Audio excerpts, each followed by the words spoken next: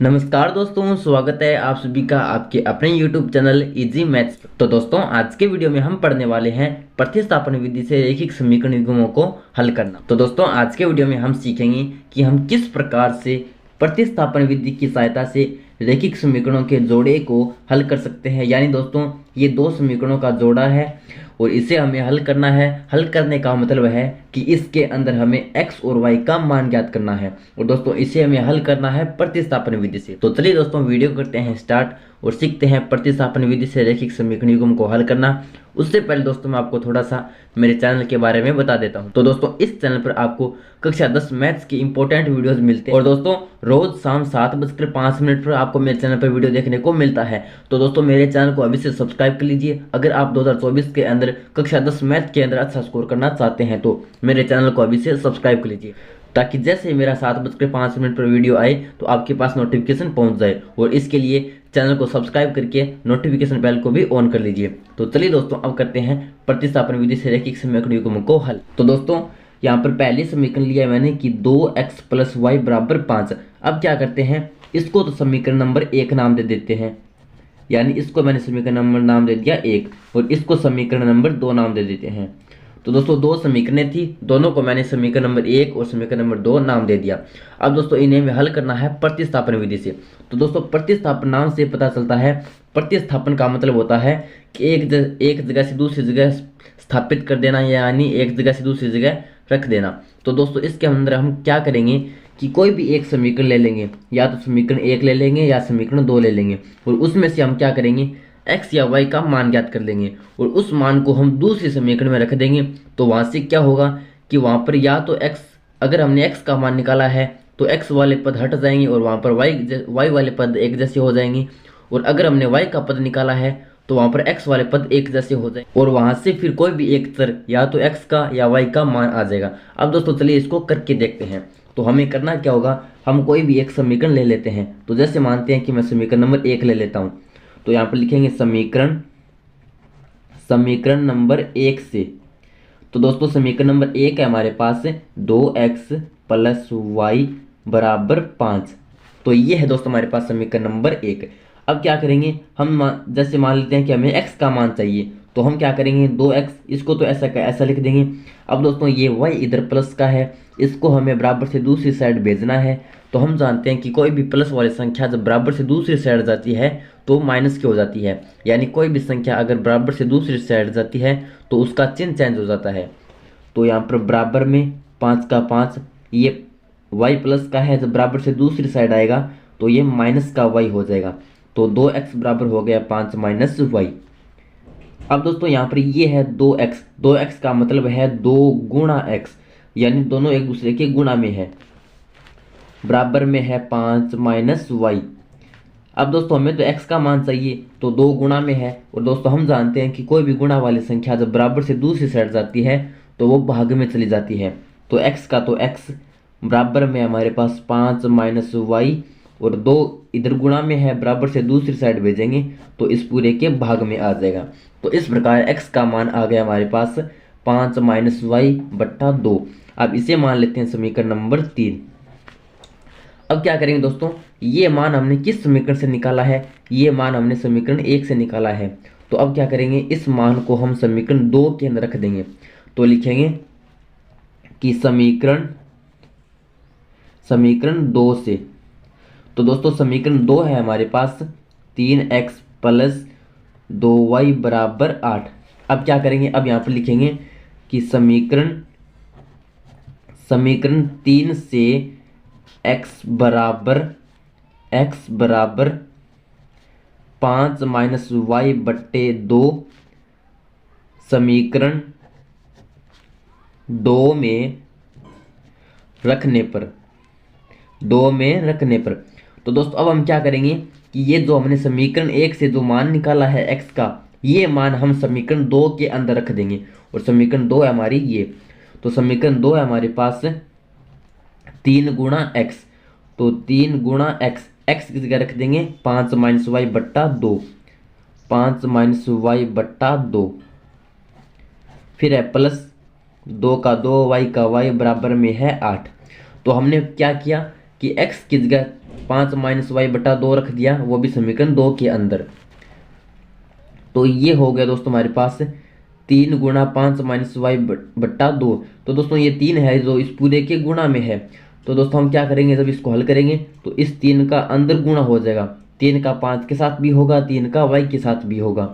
तो 3 का 5 के साथ गुणा होगा तो ये हो गया 3 पंजे 15, 15 माइनस अब 3 का गुणा वाई के साथ तो ये हो गया 3 वाई, और बट्टे में है 2, प्लस का प्लस 2 वाई का 2 वाई बराबर में है 8।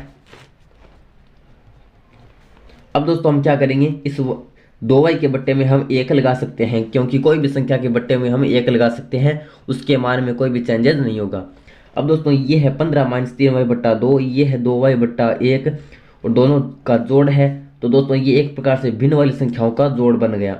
और भिन्न वाली संख्याओं का जोड़ने के लिए हम क्या करते हैं, सबसे पहले नीचे वाली संख्याओं का एलसीएम ले लेते हैं। तो 2 और 1 का एलसीएम आ गया हमारे पास 2। अब क्या करेंगे, इस 2 का 2 में भाग दे देंगे, एक बार गया, और इस 1 का गुणा कर देंगे इस 2 के ऊपर वाली संख्या के साथ। तो 2 के ऊपर संख्या है ये पूरी, तो इस संख्या का गुणा करेंगे 1 के साथ तो वापस यही मान आ जाएगा, 15 माइनस 3 वाई, ये आ गया हमारा मान। हमने क्या किया कि 2 का 2 में भाग दिया एक बार, और उस 1 का गुणा कर दिया इस 2 के ऊपर वाली संख्या इसके साथ। तो 1 का गुणा किसी के साथ कर दो, उसके मान में कोई चेंजेस नहीं होता, मान वापस वही आता है। और दोस्तों ये है हमारा भिन्न वाली संख्याओं का जोड़। तो भिन्न वाली संख्याओं का जोड़ आपको आता ही होगा। तो यहाँ पर बीच में प्लस का निशान है, तो प्लस का निशान भी लगा देंगे। अब क्या करेंगे, इस 1 का भाग देंगे 2 में, तो 1 का 2 में भाग देंगे तो ये जाएगा 2 बार, और उस 2 का गुणा कर देंगे इस 1 के ऊपर वाली संख्या यानी 2 वाई के साथ। तो 2 वाई का गुणा 2 के साथ तो ये हो गया 4 वाई, बराबर में हमारे पास 8। ये दोस्तों हमारा भिन्न वाली संख्याओं का जोड़ है, और भिन्न वाली संख्याओं का जोड़ तो आपको करना आता ही होगा। उसके बाद अब दोस्तों ये 2 हमारा भाग में है, और कोई भी भाग वाली संख्या जब बराबर से दूसरी साइड जाती है तो वो गुणा में चली जाती है।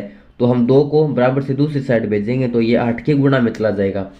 तो 15 माइनस 3 वाई प्लस में 4 वाई, इसको तो ऐसा का ऐसा लिख देंगे, और इस ये 2 यहाँ पर भाग में है, इसको बराबर से दूसरी साइड भेज देंगे तो ये 8 के गुणा में आ जाएगा। तो इस प्रकार ये हो गया 15 माइनस 3 वाई प्लस 4 वाई बराबर में हो गया 16। अब दोस्तों ये 15 इधर प्लस का है, बराबर से दूसरी साइड जाएगा तो माइनस का हो जाएगा, तो ये तो इस साइड आ जाएगा। यहाँ पर बच गया माइनस का 3 वाई प्लस का 4 वाई बराबर में आ गया 16 माइनस 15, क्योंकि 15 बराबर से दूसरी साइड आ गया।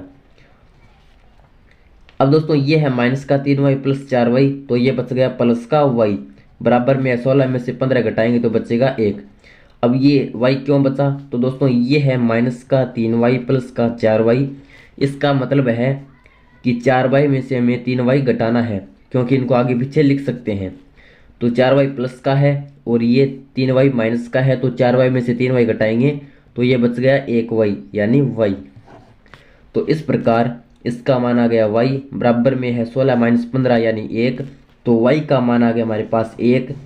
अब इस y बराबर 1 को हम कोई भी समीकरण में रख देंगे, या तो समीकरण 1 में या समीकरण 2 में, वहाँ से x का मान आ जाएगा। तो अब लिखेंगे कि समीकरण 1 में y बराबर 1 रखने पर, तो समीकरण 1 है हमारे पास